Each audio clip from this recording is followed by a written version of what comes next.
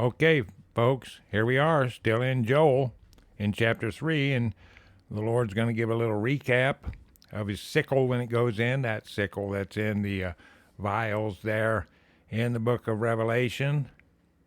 And we're going to get a recap of some of the problems in the world, the elites and the things they do, and God's gathering them to try to overthrow Christ, etc. Chapter 3 in the book of Joel. Here we go. For behold, in those days and in that time, okay, comma there, that's a big clue. Again, that's the language that says prophecy, future. Okay, for behold, in those days and in that time when I shall bring again the captivity of Judah and Jerusalem. Okay, what happened? 1948, the Rothschilds set up Israel. God used them for his purposes, even though they're pagans. And they gathered all these real Jews that came there because they wanted their own country. So that prophecy came true. But now comes the Battle of Armageddon prophecy in 2.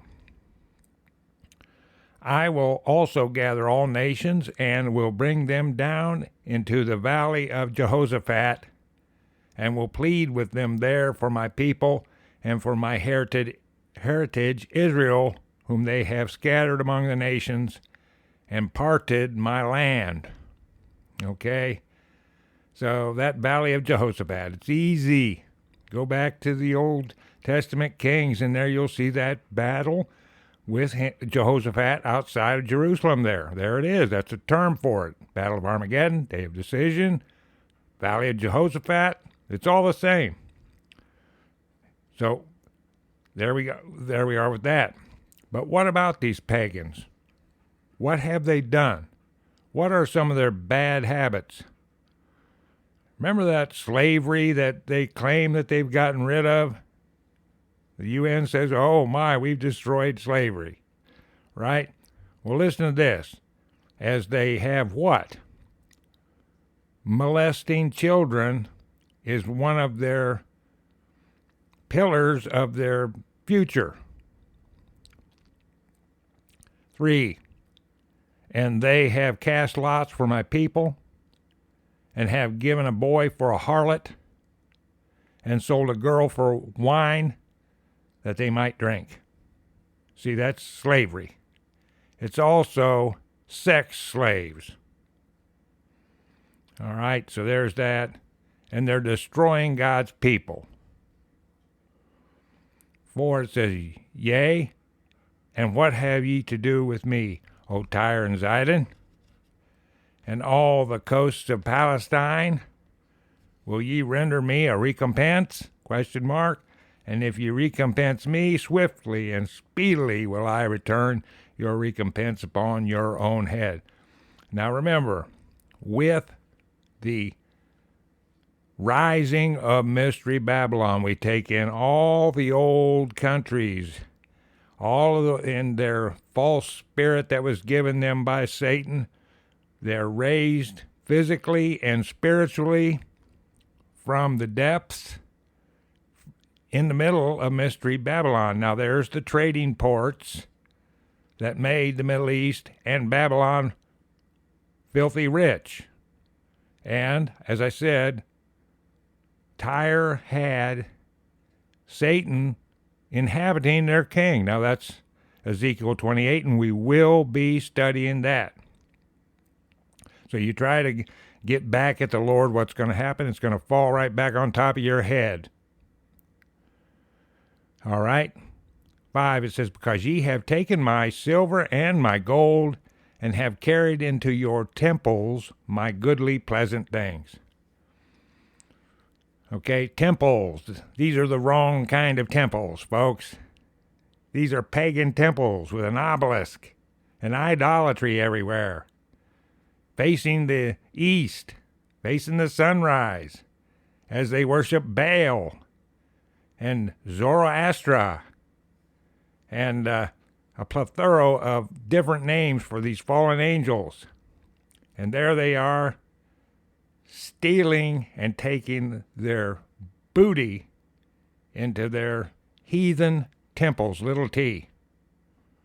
6, it says, the children also of Judah and the children of Jerusalem have ye sold unto the Grecians, that ye might remove them far from your border. Okay, remember, sometimes it takes the Lord a while to avenge people that afflict his saints, but it will get done. 7, it says, behold, I will raise them out of the place whither ye have sold them, and will return your recompense upon your own head. So how about that? Eventually, you plague God's people, you're going to get the wrath of God. Listen to this in 8. And I will sell your sons and your daughters into the hand of the children of Judah, and they shall sell them to the Sabians, to a people far off, for the Lord hath spoken it. Now these Sabians were some really cultic people. They were fallen angel worshipers. They were full of Nephilim. And so here, though, the vengeance has come down on these people for what they did earlier on. Now we got a new paragraph in 9 as we shift time periods back to the Battle of Armageddon. Another thing I'd like to say is sometimes during war, the Lord calls that pleading with people. But it's more than just saying, will you please? He says, will you please or else? And there I'm going back to the second verse. You'll see that over and over. Okay, but back to this Battle of Armageddon in 9. Proclaim ye this among the Gentiles. Prepare war, wake up the mighty men, let all the men of war draw near. Let them come up. 10, more on the subject of be ready for war. It says, beat your plowshares into swords and your pruning hooks into spears. Let the weak say, I am strong. So come on, this is your gathering. The sickle's going in. Come on. All of you, come here and destroy Jesus Christ here. That's what you think you can do? Like in the 2nd chapter of Psalms. 11, assemble yourselves and come, all ye heathen, and gather yourselves together round about.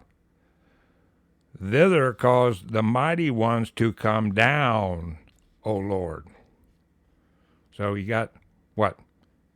You got some of the bad angels that are there on the side of Satan and the heathen, obviously.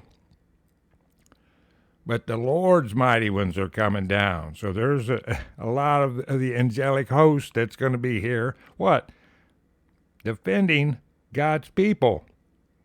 So that's obvious, especially with all the other scriptures all harmonizing together with this.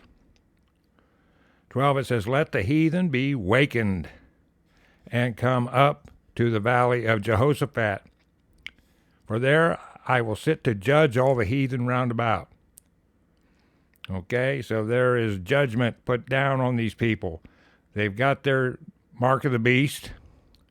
They have changed the DNA of their body. Many of them have angelic, fallen angel, Nephilim, Rephaim blood in them.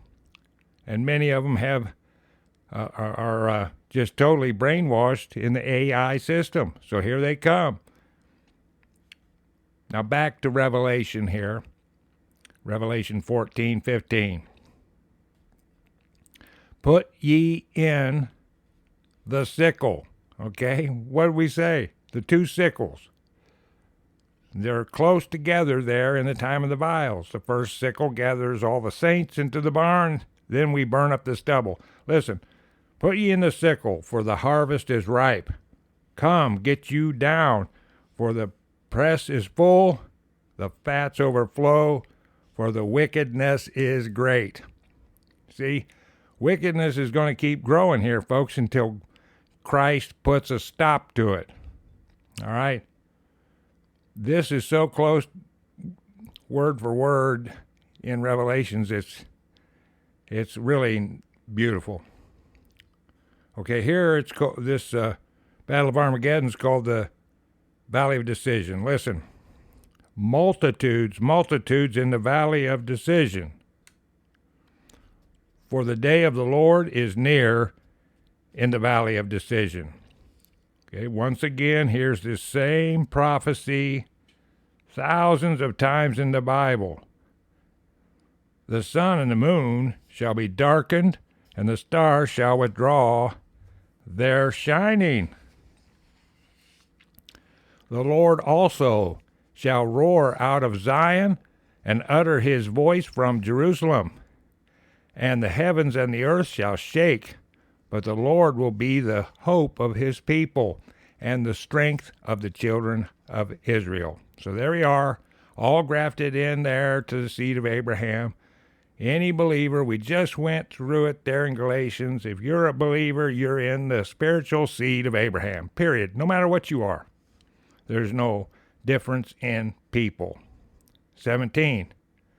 So shall ye know that I am the Lord your God, dwelling in Zion, my holy mountain. Then shall Jerusalem be holy, and there shall no strangers pass through her anymore. Yeah, like they are today. It's full, like I said, Rothschild, he's as bad of a Satanist as you can ever imagine. He does not pull any punches. He's unapologetic for his Satanism. He sets a place at his table for Satan. Okay? So he has really got it bad. All right? But now we've had the fulfillment, and Christ is in the middle of that. That's his country. He's jealous for it, and it's going to be his. 18 is another paragraph. As things get good here, it says, and it shall come to pass in that day that the mountains shall drop down new wine, and the hills shall flow with milk, and all the rivers of Judah shall flow with waters, and a fountain shall come forth of the house of the Lord, and shall water the valley of Shittim. Okay? Now, we have this route of the rivers, their depths, what they do for people. I send people to Ezekiel because that really is the longest and most detailed. Shall we gather at the river that flows from the throne of God? How about those lyrics of that song? 19. Egypt shall be a desolation, and Edom shall be a desolate wilderness for the violence against the children of Judah, because they have shed innocent blood in their land. See, that's an abomination to God. And that's why these satanic rituals, they always get an innocent person to slay. That happens every Beltane. This religion's around. It's never went away. And it won't go away until Christ puts it away, and he surely will do that. 20. But Judah shall dwell forever, and Jerusalem from generation to generation. There we are. This is the new world, folks. This is our reward. This is the blessing. This is where we're all headed. 21, the number of judgments in the book of Revelation. For I will cleanse their blood that I have not cleansed. For the Lord dwelleth in Zion. So there is the future victory for all the saints, all the seed of Abraham. We're looking for this blessing. So here we go, folks. There's going to be more prophecy. It's going to harmonize totally with this. So I hope you enjoyed the study, and we'll catch you on the next pod here We're going to keep pouring them on here. I hope you're making use of it. I hope you're enjoying, and I hope you're learning as we are here at the table. Thanks, folks.